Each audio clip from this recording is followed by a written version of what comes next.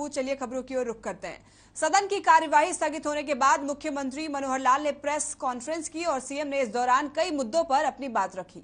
CM ने डाडम खनन हादसे का जिक्र करते हुए कहा कि हादसे में 5 लोगों की मौत हुई थी और 2 लोग घायल हुए थे, जिसकी जांच के लिए 3 कमेटी बनाई गई है ताकि मामले की जांच पड़ताल सही तरीके से की जा सके। और क्या कुछ कहा है सीएम ने, आपको सुनाते हैं। अलग अलग विषयों पर 8 कमेटियां, जैसे पहली बार एक व्यवस्था बनाई गई कि कुछ एडहॉक कमेटीज बनाई गई थी विधायकों को लेकर, अलग अलग विषयों पर 8 कमेटियां बनाई थी। क्वेश्चन आवर्स के बाद 8 कमेटी ने अपनी रिपोर्ट प्रस्तुत की और उसके बाद बजट पर उसके बाद कॉलिंग अटेंशन मोशन और बजट पर डिस्कशन। आज के विषयों में मुख्य रूप से जो कॉलिंग अटेंशन मोशन था उसी पर ज्यादा लंबी चर्चा हुई है। ये जो डाडम माइनिंग है, तो भिवानी जिले में डाडम माइनिंग में जनवरी में एक एक्सीडेंट हुआ और उसमें एक हिस्सा जो स्पोर्ट थी डाडम में माइंस की, वो गिरा है और गिरने के बाद 5 लोगों की मृत्यु हुई, 2 घायल हुए। और उस समय ये विषय ध्यान में आया कि जो माइनिंग करने वाले जो भी माइनर्स हैं वो उसमें कई प्रकार की उसमें कमियां जो छोड़ी गई थी। 3 कमेटीज बनाई गई उस सारे की जांच करने के लिए। डिप्टी कमिश्नर ने एक एसआईटी बनाई, बाद में उस एसआईटी को एक प्रकार से उसका जो चेयरमैन है वो हमने एक रिटायर्ड आईएएस श्री एसएस प्रसाद को बनाया ताकि उसी कमेटी की देखरेख में और वो सारी जानकारी ले पाए कि उसके क्या कारण थे। दोषी को छोड़ा नहीं जाएगा, जो उसमें डिफॉल्ट पर मिलेगा वो कोई भी माइनिंग करने वाला हो, चाहे वर्तमान वाला हो चाहे इससे पहले का हो।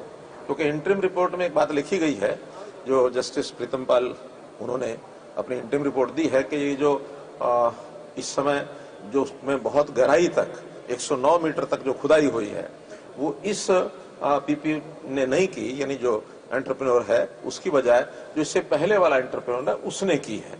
हमने माइनिंग की पॉलिसी बनाई है और माइनिंग की पॉलिसी में बहुत उनको सुविधाएं दी गई हैं कि कल को कोई आदमी नहीं भी चलाता है तो उसकी डिक्लेरेशन पर विद इन 1 मंथ उसको हम टर्मिनेट कर देते हैं, अगले 1 महीने में उसकी ऑक्शन हो जाती है। और जो सालों साल के जो डेड रेंट उनको देने पड़ते थे वो सब समाप्त कर दिए गए हैं, बल्कि अब इसमें ऑक्शन भी आसान हो गई है, ऑक्शन का पैसा भी ज्यादा आता है। क्योंकि लोगों की जो दुविधाएं हैं, इन्होंने जो पेज फंसा रखे थे कि हाँ अगले को बांध के ऐसा रखो आदमी ना निकल सके, ना आ सके, ना जा सके। अब कोई वेस्ट इंटरेस्ट रहे होंगे लेकिन हम उन वेस्ट इंटरेस्ट से दूर हो गए, सारी चीज पारदर्शिता कर दी है। आज माइनिंग का किसी प्रकार का कोई झगड़ा नया नहीं आता है, पुराने झगड़े हैं। बजट सत्र में प्रश्नकाल के दौरान विपक्ष की ओर से व्हीकल अंडरपास की मांग का मुद्दा उठाया गया, जिसके जवाब में डिप्टी सीएम दुष्यंत चौटाला ने कहा कि व्हीकल अंडरपास का काम जल्द ही पूरा करवाया जाएगा। की है और 400 एकड़ जमीन लगती है। मैं श्योर करता हूं कि यहाँ पर व्हीकल अंडरपास जो आपको चाहिए उसको जल्द हम टेकअप करके बनवाने का काम। हरियाणा विधानसभा बजट सत्र के 6ठे दिन विपक्ष के विधायक डाडम खनन मामले को लेकर ध्यान आकर्षण प्रस्ताव लेकर आए, जिस पर सदन में काफी गहमागहमी देखने को मिली। और इस मुद्दे पर हमारे संवाददाता रवि चंदेल ने संसदीय कार्य मंत्री कंवरपाल गुर्जर से बातचीत भी की है, ये आपको सुनाते हैं। विधानसभा बजट सत्र के 6ठे दिन विपक्ष के विधायकों द्वारा डाडम खनन मामले को लेकर ध्यानाकर्षण प्रस्ताव लाया गया, जिसके मद्देनजर सदन के अंदर काफी गहमागहमी देखने को मिली। इस समय हमारे साथ मौजूद हैं संसदीय कार्य एवं शिक्षा मंत्री कंवरपाल गुर्जर। सर, किस तरीके से देखते हैं डाडम खनन मामले को लेकर ध्यानाकर्षण प्रस्ताव लाया गया, क्या कुछ अपडेट है इसके बारे में? देखिए, जो भी मेंबर हैं जिन्होंने इस पर प्रश्न उठाए थे उनका विस्तार के साथ जहाँ मंत्री जी ने जवाब दिया, उसके साथ साथ माननीय मुख्यमंत्री जी ने उनका साफ साफ बहुत अच्छे तरीके से स्पष्ट कर दिया उसको। जो उन्होंने रेवेन्यू की बात कही उसके बारे में भी माननीय मुख्यमंत्री जी ने कहा कि जो पहली बोली हुई थी तो जब उन्होंने कहा कि हम ये चला नहीं सकते तो उसके बाद उन्हीं में से एक था जिसने उससे बड़ा अमाउंट देने की घोषणा की और उसने 25 करोड़ रुपए का चेक भी दे दिया था, लेकिन चेक डिसऑनर हो गया। सरकार का लालच ये था क्योंकि जितने में बोली पहले ही थी वो उससे भी ज्यादा पैसे देने लग रहा था, तो लेकिन तब दिया नहीं तो उसके बाद दोबारा बोली तो वो कुछ कम पैसे में हुई, उससे जितने में पहले बोली थी उससे कम पैसे में हुई। जहां तक दुर्घटना की बात है, और उन्होंने कहा कि माइनिंग जो है बहुत ज्यादा गहराई तक होगी जो कि नियमों के विरुद्ध है, तो इंक्वायरी तो इसी बात की है। तो जब 3 एजेंसियां उसमें नियुक्त कर दी, एक जो पॉल्यूशन से संबंधित है वो एजेंसी, माइनिंग से संबंधित है वो एजेंसी जांच कर रही। एक IAS अफसर हैं जो हमारे पहले सीनियर अधिकारी रहे SS प्रसाद जी, और वो उसकी जांच कर रहे हैं। और उसके साथ ही एक हाई कोर्ट के जज हैं प्रतिमपाल सिंह जो हमारे लोकायुक्त भी रहे, उनकी बहुत अच्छी साख है। तो ऐसी 3 एजेंसियों से अब इसकी जांच चल रही है और माननीय मुख्यमंत्री जी ने कहा कि अगर उसके बावजूद सेटिस्फेक्शन तो उस पर विचार किया जा सकता है। लेकिन मैं समझता हूँ जब 3 एजेंसियों को जांच दी तो उसके बाद उसमें कोई बात बचने वाली नहीं थी, कुछ भी बात बची नहीं थी। जिस तरीके से इस पूरे मामले को लेकर जो है पहले हाई कोर्ट का दरवाजा खटखटाया गया, उसके बाद सुप्रीम कोर्ट का दरवाजा खटखटाया गया और सुप्रीम कोर्ट ने इसके ऊपर कहा कि कुछ गड़बड़ झाला है, जिसके बाद जो है सरकार को नोटिस भी भेजा और अब जो विपक्ष वो लगातार अडिग बना हुआ है कि CBI से इस पूरे मामले की जांच करवाई जाए। किस तरीके से देखते हैं? देखिए, मैंने कहा कि एक तो एडिशनल चीफ सेक्रेटरी हैं, वो जांच कर रहे हैं, एक हाई कोर्ट के जज हैं, लोकायुक्त रहे, इन्हीं के टाइम में लोकायुक्त बने थे, और हरियाणा में बड़ी भारी साख है प्रतिमपाल सिंह जी की, और एक जो विभाग से संबंधित है वो करे। अब जब 3 एजेंसियां जांच करी, अब ऐसा तो हरियाणा में आप तो जो भी कोई भी केस होगा तो उसको विपक्ष करता है कि उसको CBI से जांच करो, तो यानी कि अपना सिस्टम बंद कर देगा। हरियाणा का सिस्टम जो है वो भी तो काम कर रहा है ना जी। तो अगर 3 ऐसी निष्पक्ष एजेंसियां उसमें जांच कर रही तो मैं नहीं समझता उसकी कोई जरूरत है। लेकिन माननीय मुख्यमंत्री ने उसके बाद कहा कि अगर उसमें के बाद भी आपको कोई कमी लगती है तो उस पर पुनर्विचार कर सकते हैं। सर, जिस तरीके से एडहॉक कमेटियां गठित की गई, 8 एडहॉक कमेटियां गठित की गई लोकसभा की तर्ज पर, किस तरीके से देखते हैं जो सजेशन आए हैं, कुछ एक सजेशन जो है सदन के पटल पर भी रखे गए, किस तरीके से देखते हैं कितनी कारगर साबित हुई है? देखिए, अब की बार हमारी शुरुआत थी, जो भी सुझाव उन्होंने दिए तो मैं समझता हूँ उनमें से कुछ शामिल माननीय मुख्यमंत्री जरूर निश्चित तौर से करेंगे, और ये भी हमारा पहला तजर्बा है, तो आने वाले टाइम में इससे बड़े लाभ मिलेंगे। बहुत बहुत शुक्रिया। तो ये थे हमारे साथ संसदीय कार्य एवं शिक्षा मंत्री कंवरपाल गुर्जर, जिनका साफ लफ्जों में कहना है कि डाडम खनन मामले की पूरी जांच जो है वो 3 एजेंसियों द्वारा करवाई जा रही है। उसके बावजूद यदि किसी तरीके की कमी रह जाती है तो मुख्यमंत्री मनोहर लाल खट्टर का साफ तौर पर कहना है कि इसके बाद एक और एजेंसी से इसकी निष्पक्ष जो है वो जांच करवाई जाएगी। चंडीगढ़ से हर खबर हरियाणा के लिए रवि चंदेल के साथ कैमरा पर्सन किशन की रिपोर्ट। बिजली मंत्री रणजीत चौटाला से खास बातचीत की है हमारे संवाददाता रवि चंदेल ने। सदन की कार्यवाही में क्या कुछ हुआ उस पर रणजीत चौटाला ने अपनी बात रखी और क्या कुछ कहा है रणजीत चौटाला ने, आइए आपको सुनाते हैं।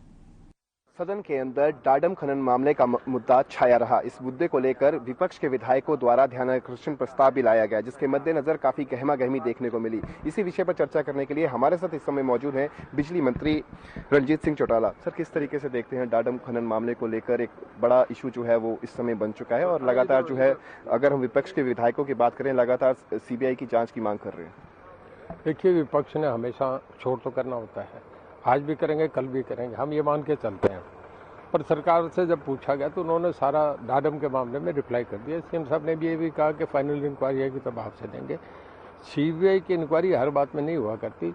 अगर CBI इंक्वायरी करे फिर स्टेट गवर्नमेंट का क्या फंक्शन है? कोई बहुत सीरियस मामला हो तो उसमें ये बात कही जाती है। सर, किस तरीके से देखते हैं 3 एजेंसियां जो हैं वो गठित की गई, उसके बावजूद अभी तक निष्कर्ष जो है वो निकलकर सामने नहीं आ पा रहा। हालांकि मुख्यमंत्री मनोहर लाल खट्टर ने साफ लफ्जों में कहा यदि 3 एजेंसियों का जो निष्कर्ष है वो एक समान नहीं रहता है तो एक और कमेटी जो है गठित की जाएगी, उसके बाद किसी निष्कर्ष पर जो है वो पहुंचा जाएगा, दोषियों को किसी भी हालत में बख्शा नहीं जाएगा। देखिए, एडमिनिस्ट्रेशन गवर्नमेंट हर मामले में वेल एक्वेंटेड होती है। उन्हें जब कुछ रिपोर्ट देने के अब ठीक अगर निष्पक्ष कोई बात सामने रखी जाए तो उसके लिए चीफ मिनिस्टर के मुंह से कोई शब्द निकले उसका बहुत महत्व होता है। तो CM साहब कोई चीज़ करेंगे तो पुख्ता आके लोगों को देखें कि लोगों के प्रति हम जवाब दें, उनके प्रति ठीक बात करनी चाहिए। सर, अभी तक इस पूरे मामले के ऊपर जिस तरीके का पूरा रोल रहा, पहले एक कमेटी SIT कमेटी गठित की गई थी भिवानी की तर्ज पर, जिले की तर्ज पर, उसके बाद 3 एजेंसियां जो है उसके ऊपर गठित की गई, लेकिन अभी तक भी प्रॉपर तरीके से अगर हम NGT की बात करें, NGT ने जो खामियां दिखाई हैं किस तरीके से देखते हैं? उन्होंने कहा है कि बहुत लापरवाही जो है वो बरती गई है इस मामले में, इस पर कोई दो राय नहीं है। देखिए, कुछ चीज़ें जो रिपोर्ट आने के बाद ही सामने आएंगे ना, उस पर आप और हमारा तो ये अंदाजा है कि NGT ये कह रहा है, वो NGT तो हर चीज़ की इंस्पेक्शन तो करेगा, पर अभी सारी रिपोर्ट आने के बाद ही कुछ कह सकेंगे ना। जी सर, जो एडहॉक कमेटियां बनाई गई थी, 8 एडहॉक कमेटीज बनाई गई थी, आज सदन के पटल पर उन्होंने अपने सजेशंस भी रखे, किस तरीके से देखते हैं कितनी कारगर साबित होती दिखाई दे रही है? मैं समझता हूँ सरकार की तरफ से जो भी जवाब दिया जाएगा वो जाम लामबंद होगा, ठीक तरीके से होगा, जिम्मेदारी से होगा। बहुत बहुत शुक्रिया। तो ये थे हमारे साथ बिजली मंत्री रणजीत सिंह चौटाला, जिन्होंने साफ लफ्जों में कहा कि सरकार द्वारा दोषियों को किसी भी सूरत में बख्शा नहीं जाएगा और जो 3 जांच एजेंसियां जो हैं जो इस पूरे मामले की जांच कर रही है, वो अपना निष्कर्ष जो है जब सरकार को सौंपेगी, उसके बाद यदि कोई आपत्ति रहती है तो एक और कमेटी का गठित किया जाएगा और किसी भी सूरत में दोषियों को बिल्कुल भी बख्शा नहीं जाएगा। चंडीगढ़ से हर खबर हरियाणा के लिए रवि चंदेल के साथ कैमरा पर्सन किशन की report. Deputy CM Dushyant Chautala ने चंडीगढ़ में मनरेगा से संबंधित समीक्षा बैठक की अध्यक्षता की और बैठक में उन्होंने अधिकारियों को निर्देश दिए कि वे प्रदेश के गांव में स्थित सभी जलघरों की सफाई करने के लिए एक कार्य योजना तैयार करें और अप्रैल 2022 में इसको युद्ध स्तर पर शुरू करें। उन्होंने कहा कि चालू वित्त वर्ष में मनरेगा के तहत करीब 750 करोड़ रुपए के कार्य करवाए गए और इस बार साल 2022-23 के लिए अधिकारी 1250 करोड़ के कार्यों का टारगेट लेकर चले ताकि ग्रामीण क्षेत्र के अधिक से अधिक काम हो सके और इससे मजदूरों को भी रोजगार मिलेगा। डिप्टी सीएम दुष्यंत चौटाला ने चंडीगढ़ में मनरेगा से संबंधित समीक्षा बैठक की अध्यक्षता की। बैठक में उन्होंने अधिकारियों को निर्देश दिए कि वे प्रदेश के गांव में स्थित सभी जलघरों की सफाई का ध्यान रखें। बदलते राजनीतिक समीकरणों के बीच गुरुग्राम के सिकंदरपुर गांव में कुश्ती प्रतियोगिता का आयोजन किया गया। इस आयोजन में सांसद राव इंद्रजीत पहुंचे, जहां उन्होंने कुश्ती लड़ने वाले और कबड्डी के खिलाड़ियों का उत्साह बढ़ाया। साथ ही राव इंद्रजीत ने क्षेत्रवासियों को धन्यवाद देते हुए कहा कि मैं आज जो भी कुछ हूं, सभी इन लोगों की ही वजह से हूं।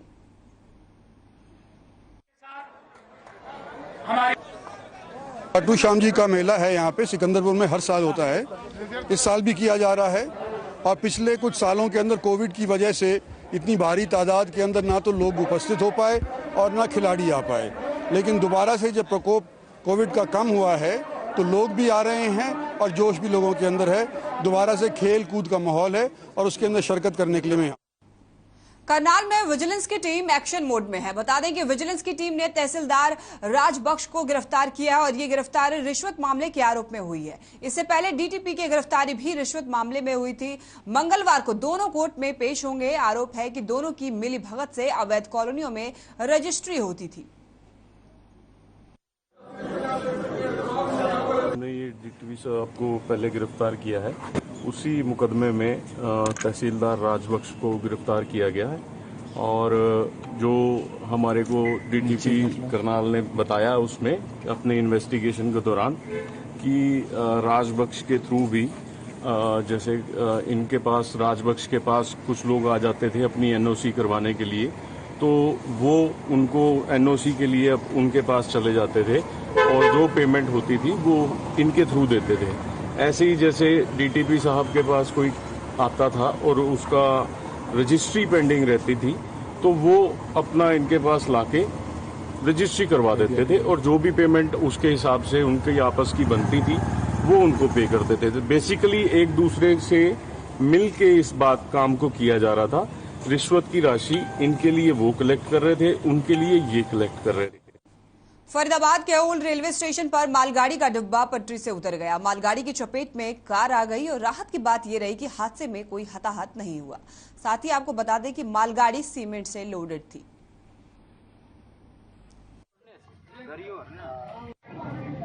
तब गाड़ी हम तो आए थे अंदर पीछे, वहाँ पर आने के बाद प्लेसमेंट करते हुए गाड़ी रोल हो गई पीछे।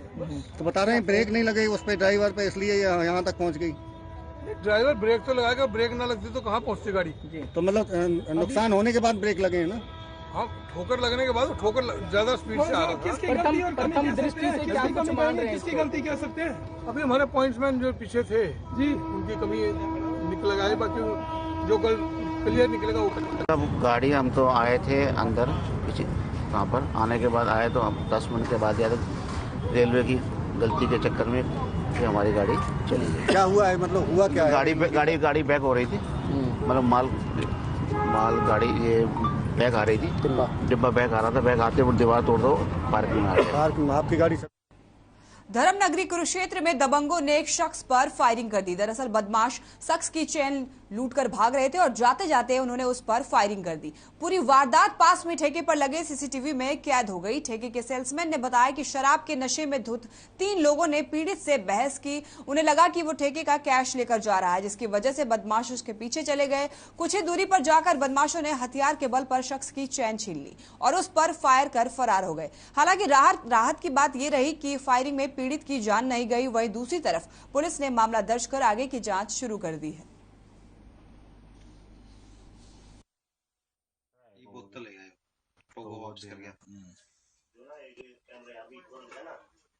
3 से 4 घंटे रुक के गए। ज्यादा से ज्यादा दारू भी पी रखी थी उन्होंने, तो फिर वो कभी हमारे पास आए, दारू ली, बहस भी की, फिर दोबारा से आए, फोन का चार्ज मांगा, हमने मना किया देने के लिए, तो फिर बहस की, तो हमने फिर चार्ज भी दिया।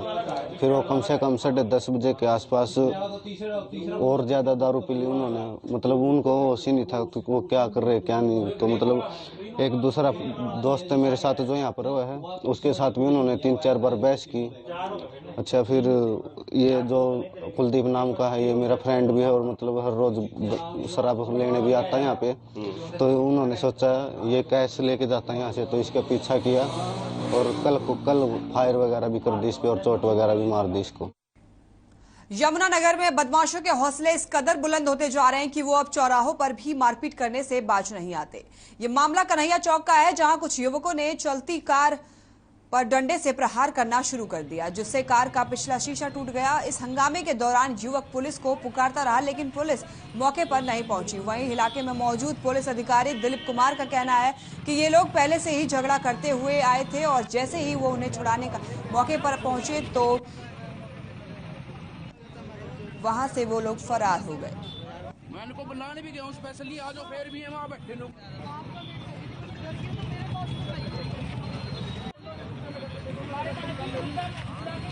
पता क्या हुआ जी, यमुना जी 4 लड़के 5 लड़के घूम रहे थे आराम से, ठीक है जी। हमारे पीछे लगी मोटरसाइकिल उठाने से, हम वहाँ से भागते आए जी, यहाँ तक पहुँचे हम। यहाँ गप हॉस्पिटल के पीछे जाकर उन्होंने पहले एक लठ मारा, मैंने गाड़ी तेज भगा ली थी, ठीक है जी। भगाते यहाँ रुके हम, पुलिस सामने खड़ी है, पुलिस वालों के सामने उतर के यहाँ मोटरसाइकिल खड़ी है जी, मेरी कार देख लो कितनी दूर है। पुलिस वालों के सामने आके, पुलिस वाले वहाँ खड़े 3, उनके सामने आके सारी कार की शीशा तोड़ के डेट निकला, पुलिस कोई पुलिस का बंदा बीच में नहीं आया जी, किसी ने नहीं चढ़ाया, मैं वजह मारता रह गया। ये लड़के कौन थे? ये लड़के जी बानू है जी, एक तो दिल्ली पर है गाँव का गुज्जर, एक जयंत गुज्जर है जी, उसका नाम है आर्यन सलेम पर है जी। ये सब यहाँ राघव त्यागी के बाग में बैठते हैं जी। बवानी खेड़ा के गांव लुहारे जाटू में एक युवक ने देर रात खुद को लाइसेंसी रिवॉल्वर मारकर आत्महत्या कर ली।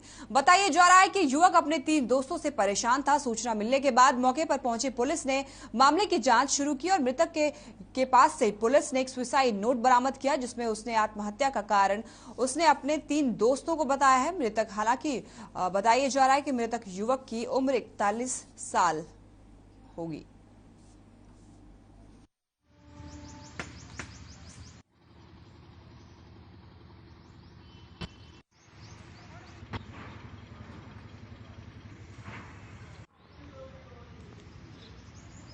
आज सुबह करीब 2:30 बजे कंट्रोल रूम के माध्यम से हमें सूचना मिली थी कि एक योगेंद्र नाम के व्यक्ति जो कि गोली लगने की वजह से सिविल हॉस्पिटल हिसार में एडमिट है।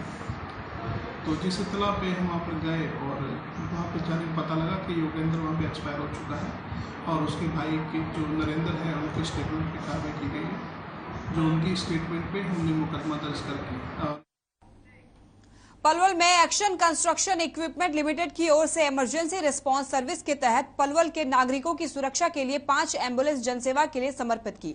उपायुक्त कृष्ण कुमार ने सोमवार को एम्बुलेंस को झंडी दिखाकर रवाना किया। वहीं इस अवसर पर सिविल सर्जन डॉक्टर ब्रह्मदीप भी मौजूद रहे। उपायुक्त कृष्ण कुमार ने कहा कि एक्शन कंस्ट्रक्शन इक्विपमेंट लिमिटेड की ओर से शुरू की जा रही एम्बुलेंस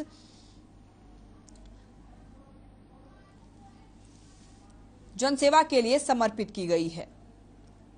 इक्विपमेंट यानी कि एस, जो कि हमारे देश और विदेश सबके लिए बड़े बड़े इक्विपमेंट्स बनाते हैं, उनका हमारे ज़िले के लिए और ख़ासतौर से फरीदाबाद पलवल क्षेत्र के लिए एक ये योगदान हमेशा याद रहेगा कि इन्होंने हमारे लिए यहाँ पर 10 एम्बुलेंसेज प्रोवाइड की हैं। और ख़ास बात यह है कि एम्बुलेंसेज इनके द्वारा खुद मॉनिटर भी की जाएंगी और ये सर्विसेज इंडिपेंडेंट होंगी। ऐसा नहीं कि हेल्थ, कई बार ऐसा होता है कि हेल्थ डिपार्टमेंट को मिक्स कर दी जाती है, तो ये इंडिपेंडेंटली काम करेंगी। इनकी खुद का कंट्रोल रूम है, खुद की मॉनिटरिंग है, खुद के इनके डॉक्टर्स हैं जो उसको सुपरवाइज करते हैं। पलवल में महात्मा गांधी सामुदायिक केंद्र और नगर परिषद कचरा प्रबंधन को लेकर एक दिवसीय सेमिनार का आयोजन किया गया। सेमिनार में सॉलिड वेस्ट मैनेजमेंट पर विशेषज्ञों ने चर्चा की।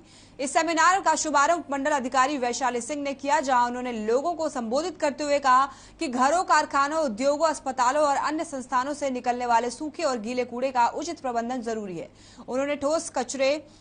साथ ही उन्होंने ठोस कचरा प्रबंधन को लेकर एक्सपर्ट से अपील करते हुए कहा कि कचरा प्रबंधन को लेकर आम जन को भी जागरूक करें, और साथ ही उन्होंने बताया कि लोगों को जागरूक करने के लिए वार्डों में जाकर शिविर लगाए जाएंगे।